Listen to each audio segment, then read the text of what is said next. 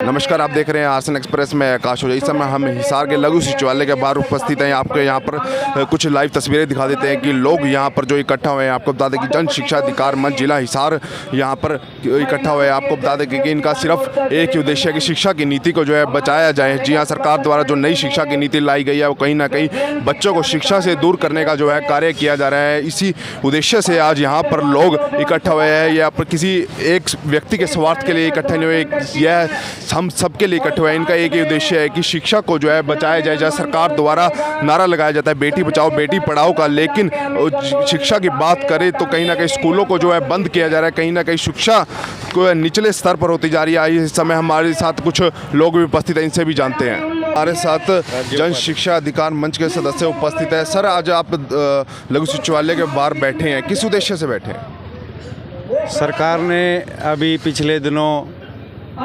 75 साल की आज़ादी के अवसर पर एक अमृत महोत्सव का आयोजन किया और जनता से ये वादा किया कि हम सबका विकास सबका साथ लेंगे।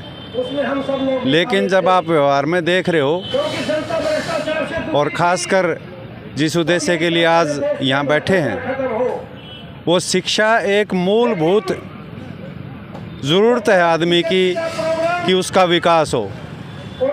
और एक नारा लंबे समय से सरकार ये लगा रही है लगातार कि बेटी पढ़ाओ बेटी बचाओ। लेकिन आप सब लोग जानते हैं, मीडिया के लोग जानते हैं, जनता जानती है इस बात को, अध्यापक और दूसरे अभिभावक लोग जानते हैं। जितने भी सरकारी स्कूल कन्याओं के थे, सबसे पहला टारगेट जो है उनको बंद करने का सरकार ने लिया। मेरा अपना गांव कुंवारी है, मीडिया में बहुत रिपोर्ट आई है उसकी।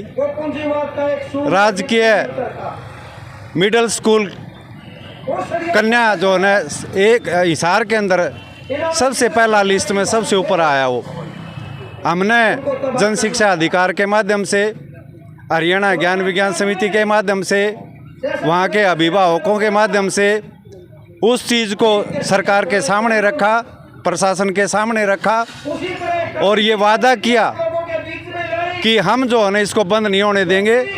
क्योंकि वो केवल मसला सरकार को बंद करने का नहीं है, बल्कि उसमें हमारे जो बुजुर्ग थे, हमारी जो महिलाएं थी, हमारा जो समाज था, ग्रामीण समाज था, उन्होंने अपनी ज़मीन को शिक्षा विभाग को मुहैया करवाया। वहाँ सांस्कृतिक कार्यक्रमों के माध्यम से चंदा करके दूर दराज के इलाकों में जाकर स्कूल के बहुत सारे जो है कमरे बनवाए और शिक्षा के क्षेत्र में न केवल शिक्षकों का प्रबंध करवाने के लिए संघर्ष किया, बल्कि खुद भी आगे बढ़कर जो है शिक्षा के काम को स्थापित करने में अपनी महत्वपूर्ण भूमिका निभाई। ठीक उसका उलट जो है ना आज सरकार कर रही है। तो हम सूक्ष्म स्तर से लेकर और लघुतम स्तर तक जो है ना इसका विरोध करेंगे। और ना केवल विरोध करेंगे बल्कि इसको जो है ना उल्टा करवा के ही दम लेंगे। और छोटे स्तर से शुरू करके आज हम गांव स्तर से शुरू करके जिला स्तर तक पहुंचे हैं। ये प्रदेश स्तर तक भी पहुंचेगा, ये राष्ट्रीय स्तर तक भी पहुंचेगा। शिक्षा नीति 2020 जो केवल शब्दों में जो है ना अच्छी बातें करती है, व्यवहार में आप लोगों ने देख लिया होगा इसका सीधा असर। उन्होंने स्कूलों को बंद करने का, शिक्षकों की भर्ती ना करने का, जो उपलब्ध हैं शिक्षक उनके पदों को कैप्ट करने का, और एक ही टीचर जो है 4 विषय पढ़ाएगा। इस विषय को लेकर मुख्यमंत्री महोदय ने खुद स्पष्ट कर दिया कि ऐसा काम कर सकते हैं। तो मुझे नहीं लगता कि इस तरह से सबका विकास और सबका साथ जो है सरकार कह रही है, ये नारा एकदम से खोखला है। बेटी बचाओ बेटी पढ़ाओ का नारा भी खोखला है। हम इसको जो है स्थापित करके रहेंगे, हमारा पूरा समाज इसको साथ लेगा। ये समाज के ही लोग यहाँ आ जाके अपना धरना कर रहे हैं, प्रदर्शन कर रहे हैं, शांतिपूर्वक तरीके से काम कर रहे हैं अपना। इसको और आगे बढ़ाएंगे आने वाले दिनों में। बहुत बहुत शुक्रिया। सर, आप सरकार द्वारा नई नीति लाई गई है शिक्षा की, आपको क्या लगता है, क्या सही है? जो सरकार शिक्षा नीति 2020 लेकर के आई है वो बिल्कुल शिक्षा को समाप्त करने की नीति है।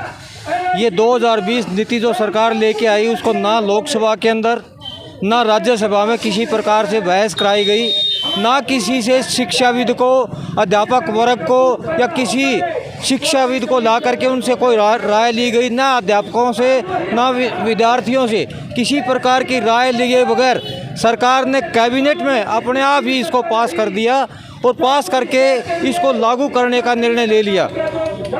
केंद्र सरकार ने कहा कि हम 2030 तक इस नीति को लागू कर देंगे, परंतु हरियाणा सरकार तो उससे भी आगे निकली। मुख्यमंत्री महोदय खट्टर साहब ने कहा कि हम 2025 तक इसको हरियाणा में लागू कर देंगे और 2025 कहाँ, उन्होंने 2022 से इसको लागू करना शुरू कर दिया है। इसके नाम पर एक चिराग योजना लेकर के आए हैं। चिराग योजना का अर्थ क्या है कि यदि आप अपने बच्चों को सरकारी स्कूल में पढ़ाओगे तो आपको 500 से 1000 रुपये फीस देनी पड़ेगी। जो सांस्कृतिक मॉडल स्कूल हैं वो सरकारी स्कूल बनाए गए हैं, उनमें 500 रुपये से लेकर के 1000 रुपये फीस पर महीना बच्चों से ली जाती है। तो सरकार कहती है उनमें पढ़ाओगे तो आपको 500 से 1000 रुपये तक फीस देनी पड़ेगी। और यदि आप अपने बच्चों को प्राइवेट स्कूल में पढ़ाना चाहते हो, यहाँ सरकारी स्कूल से हटा करके, तो हरियाणा सरकार उनको 1100 रुपये पर महीना अपनी तरफ से बच्चों को देगी। तो इस प्रकार से देख लीजिए इस शिक्षा नीति का रिजल्ट। शिक्षा नीति चाहती ये है कि धीरे धीरे स्कूलों को बंद कर दिया जाए। 1-2 साल इसको चिराग योजना को चलाएंगे और जब सरकारी स्कूल बंद हो जाएंगे तब सरकार कहेगी आप अपने बच्चों को पढ़ाना चाहते हैं तो अपनी फीस दीजिए, हम चिराग योजना को समाप्त करते हैं। और छोटे छोटे प्राइवेट स्कूल भी बंद हो जाएंगे।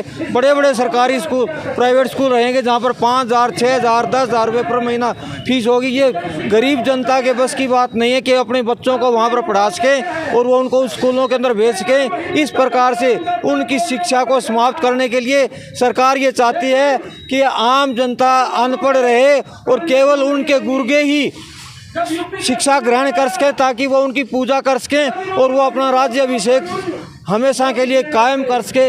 ये नई शिक्षा नीति है, इसलिए हम नई शिक्षा नीति का पूर्ण रूप से विरोध करते हैं।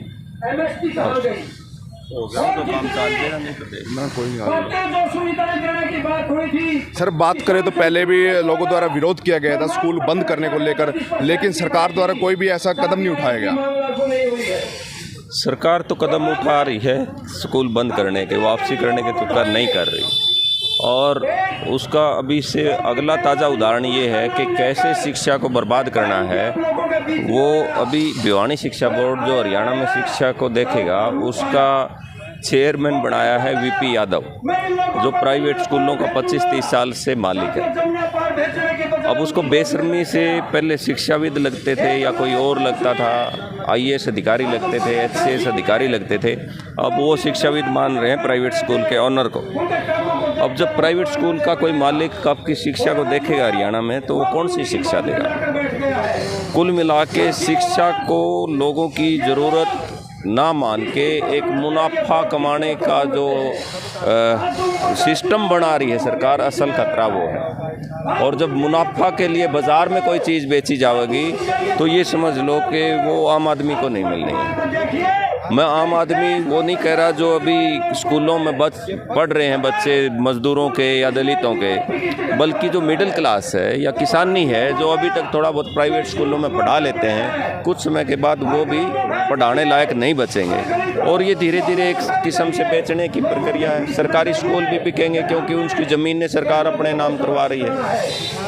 वो कुल मिला के जाएंगे सरकार को कोई टाटा बिरला, जैसे पिछले दिनों बूढ़ा सरकार ने करा था, ITI को जिंदल को दे दिया। लोग लड़े, स्टूडेंट लड़े, छात्र टीचर्स लड़े तो वापसी हुई।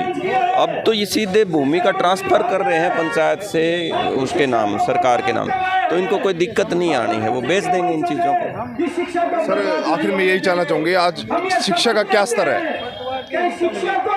जब शिक्षा बाज़ार में है तो उसका स्तर भी बाज़ारी ही होगा नेचुरली।